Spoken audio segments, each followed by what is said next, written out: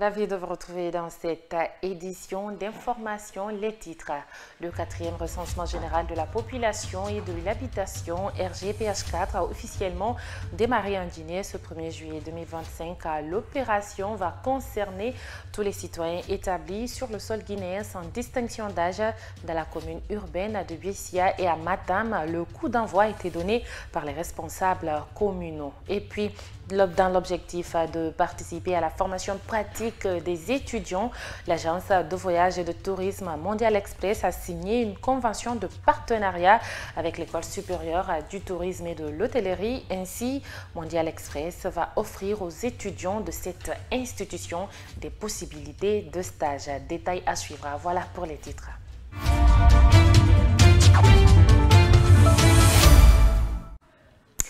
Encore bonsoir et bienvenue à tous. Comme annoncé en titre, le 4e recensement général de la population et de l'habitation a officiellement démarré ce mardi 1er juillet 2025 en Guinée, dans la commune urbaine de Bessia. C'est le président de la délégation spéciale qui a donné le coup d'envoi.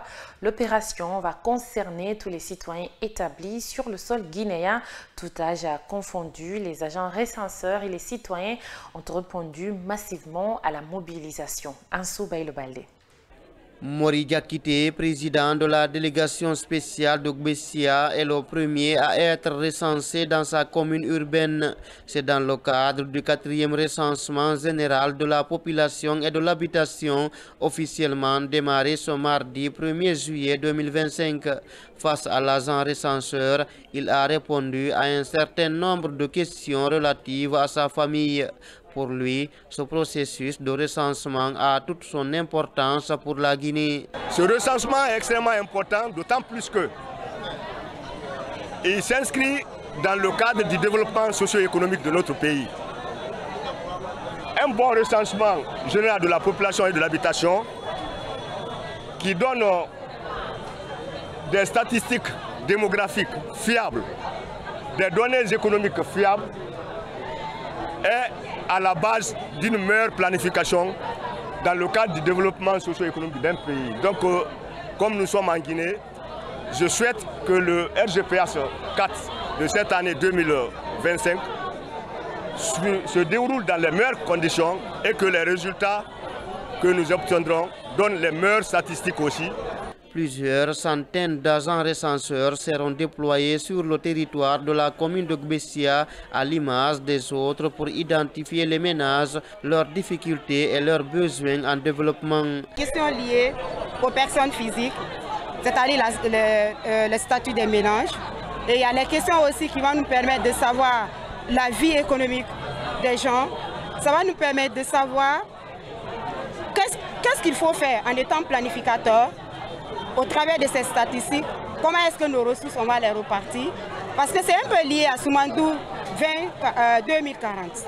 Parce que si on connaît le nombre de populations exact, ça va nous permettre de bien planifier. Ça va permettre aux décideurs de dire, par exemple, dans ce quartier de Tanene, la population étant, par exemple, je dis 100 000 personnes ou 10 000 personnes, ils ont besoin d'un centre de santé ou de combien d'écoles.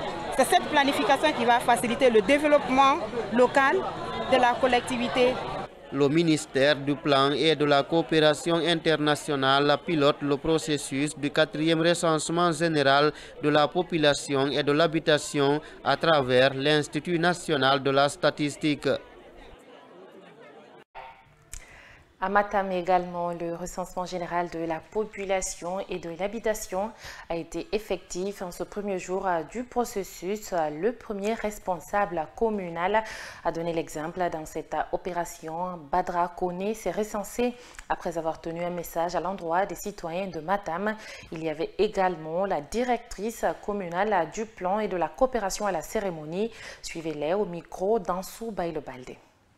Conformément aux directives de la direction technique du Bureau central de recensement, les agents se présenteront directement au domicile de chaque citoyen, y compris celui des autorités, comme c'est le cas ici aujourd'hui. Ce geste est symbolique et fort. Il rappelle que nul n'est au-dessus du devoir citoyen et que le recensement concerne chacun de nous sans exception. Je lance donc un appel solennel à l'ensemble des habitants de Matam Ouvrez vos portes, faites-vous recenser. C'est un droit, mais aussi un devoir républicain. Se faire recenser, c'est affirmer son existence au sein de la nation.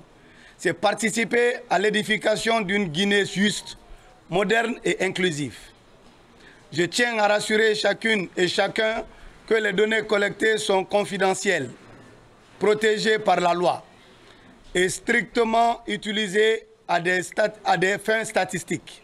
Alors, l'objectif de ce recensement, c'est de recenser en fait toute la population qui se trouve sur le territoire national.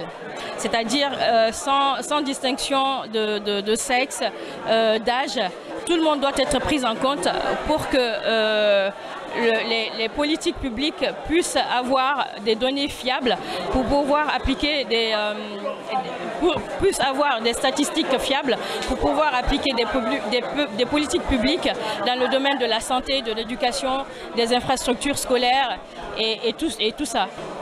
Alors, dans la commune de Matam, il y a 155 agents recenseurs, il y a 47 chefs d'équipe, il y a 3 contrôleurs et il y a un coordinateur communal.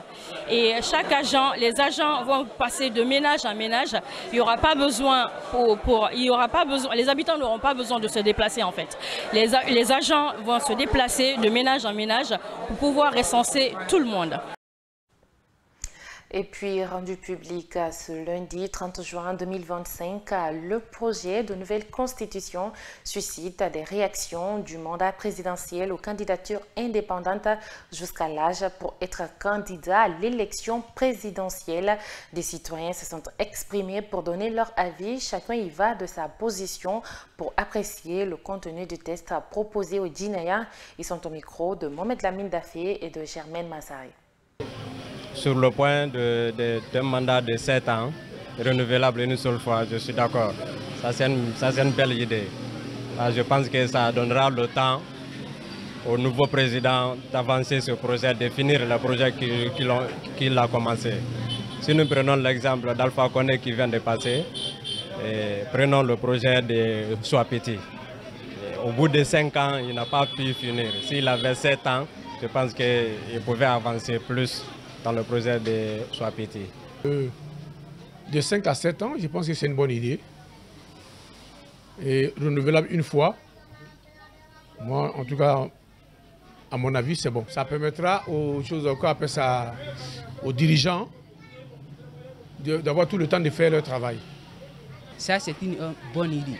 Parce qu'on ne peut pas laisser que les gens qui se trouvent dans les partis politiques ou bien les leaders politiques peut diriger le pays là. S'il y a un autre citoyen ou bien un autre volontaire, il a les ressources, il peut diriger le pays. On peut lui donner l'accès aussi de lui pour gérer le pays. On peut limiter jusqu'à 65 ans, voire 70 ans. Et puis, d'ailleurs même 70 ans même c'est trop, puisque s'il doit avoir un mandat de 7 ans, 70 ans c'est trop. Et au lieu de 40 à 80 ans, on peut revenir, même si c'est à 35 à 75 ans. Pour moi. Puisque l'âge aussi, ça pèse beaucoup sur la mobilité de l'homme. Quelles que soient tes capacités intellectuelles aussi, il faut forcément que ça soit accompagné. Vu la situation dans laquelle se trouve notre pays, moi j'aimerais beaucoup miser sur la jeunesse que sur les personnes du 3e âge, quoi. La présentation du rapport de suivi de la situation économique en Guinée par le groupe de la Banque mondiale a eu lieu ce mardi 1er juillet 2025 à Conakry. Organisée chaque année, cette initiative permet à la Guinée de connaître sa position économique dans le monde en vue d'améliorer sa croissance. Même si l'économie guinéenne affiche une croissance soutenue, la Banque mondiale appelle à des réformes structurelles pour rendre cette dynamique plus inclusive et durable. Djiba Bari et Ousmane Kamara. Du rapport de suivi de la situation économique, la Guinée a enregistré une croissance de 5,7% en 2024. Une accélération est aussi attendue avec une projection de 6,5% en 2025, puis une moyenne de 10% entre 2026 et 2027, tirée principalement par l'essor du secteur minier, notamment grâce au projet stratégique de Simandou. Alors, il faut une croissance plus inclusive pour diminuer la pauvreté qui touche encore 52% de la population, faute d'emploi en dehors du secteur extractif. On sait que la croissance, bien sûr, du pays est portée par le secteur des mines. Donc il faut, comme le prévoit un peu le programme Simandou 2040, essayer d'avoir une croissance beaucoup plus inclusive qui va diminuer la pauvreté. Et de ce point de vue, la mobilisation des ressources domestiques est un levier très important et a encore de la pertinence, en particulier dans le cadre où la géopolitique mondiale, disons, nous amène vers une diminution des ressources liées à l'aide publique. Ce rapport est apprécié par le représentant du ministère de l'Économie et des Finances. Selon Dr Mahmoudou Touré, il permet d'avoir une compréhension commune de la situation économique, échanger sur les opportunités que le pays dégage, aussi sur les forces, faiblesses et menaces auxquelles la Guinée fait face. Nous invitons aussi tous les autres partenaires au développement à faire pareil, c'est-à-dire à travailler sur des documents d'analyse, à présenter avec nous, ce qui permettra aussi de renforcer notre compréhension commune de l'environnement dans lequel nous évoluons, et cela rentre dans le cadre de la responsabilité mutuelle auquel nous sommes tous soumis. Pour y remédier, le rapport recommande plusieurs mesures concrètes visant à renforcer la mobilisation et la gestion des ressources intérieures. Pour Ahmed Kanté, l'État doit œuvrer pour permettre aux entreprises privées guinéennes d'être aptes à participer au développement économique. Si le secteur privé guinéen n'atteint pas un certain niveau de performance, on a l'obligation de le créer et de le rendre performant. Et ça, les grands acteurs des investissements internationaux savent le faire.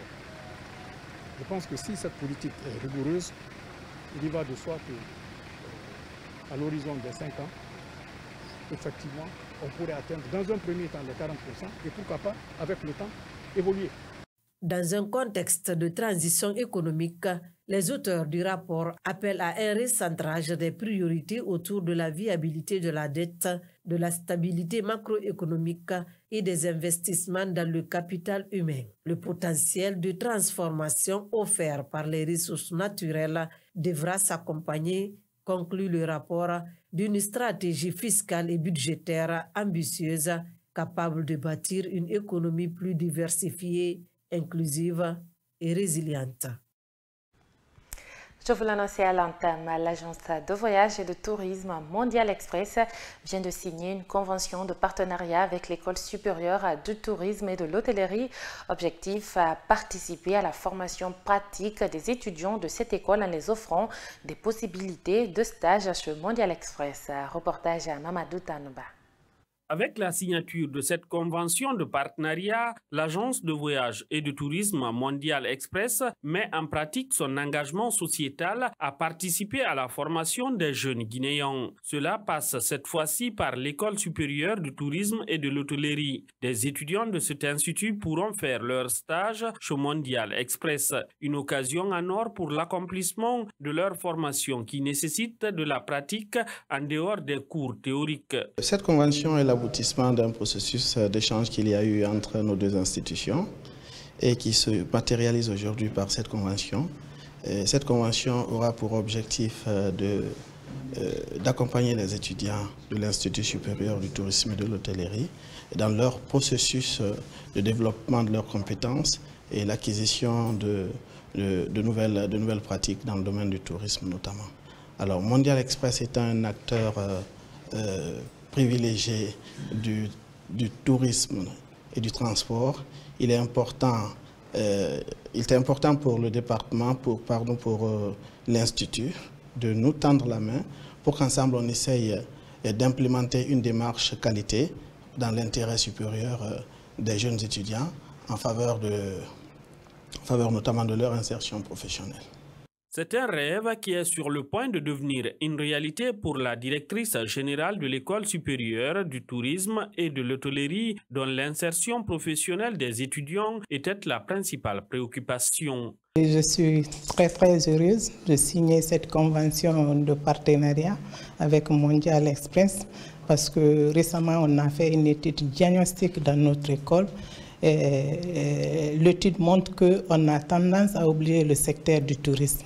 La plupart de nos étudiants qui viennent faire des stages dans les entreprises et autres sont consacrés à la restauration, à la cuisine et autres. Donc le secteur du tourisme a tendance à être négligé. Donc nous ici, aujourd'hui, c'est un truc bénéficiaire pour notre école parce que nos étudiants viendront faire les stages à Mondial Express.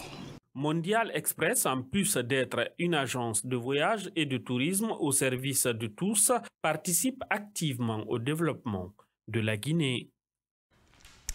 Et pour finir, la liste des joueurs locaux retenus pour un stage en vue des préparatifs du championnat d'Afrique des Nations CHAN a été publiée ce lundi 30 juin 2025 par la Fédération guinéenne de football, la FEGIFOOT.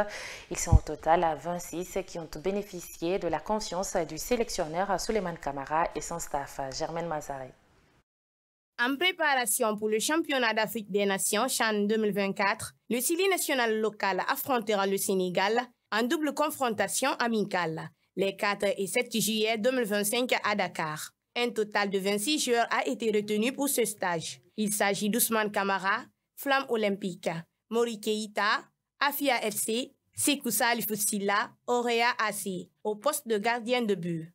Kabine Kouyaté, Afia FC, Bourlaï Kamara Milo FC, Bangali Sissé AS Mineur Sangaredi, Ibrahim Nouké Kaba, Orea AC, Mohamed Boké Kamara CI Kamsar, Mamadi Mara, Orea AC, Mohamed Bangoura AS Mineur Sangaredi, Mohamed Diabaté, Hafia FC au poste de défenseur. Au milieu de terrain, Ousmane Dramé, Hafia FC, Lansana Silla, Orea AC, Alassane Bangoura Milo FC, Mohamed Bangoura Hafia FC, Mohamed Madani Diara, Ashanti Golden Boy de Sigiri, Salifou Kamara Hafia FC, Isiaga Bangoura Renaissance FC, Ibrahima Sori Sankon AS Kaloum. À l'attaque, Yakouba Yabari Orea AC, Cheikh Bourhana Kamara RCC Kamsar, Aboubakar Bachir Bangoura Milo FC, Sekou Damaro Bangoura Renaissance FC, Aboubakar Kanassé Kamara CI Kamsar, Ismaël Kamara Orea AC, Mohamed Lamine Youla Renaissance FC. Ces deux rencontres amicales permettront au staff technique du Sili local d'évaluer la forme, la performance et le niveau de compétitivité de chaque joueur avant le début du CHAN. Prévu du 2 au 30 août 2025, le CHAN sera co-organisé par le Kenya, la Tanzanie et l'Ouganda. La Guinée, logée dans le groupe C, disputera ses matchs de poule à Kampala face à l'Ouganda, le Niger, l'Algérie et l'Afrique du Sud. Et voilà, c'est la fin de cette édition d'information. Merci à tous de l'avoir suivi et bonne suite de programme en compagnie de KV TV. Au revoir.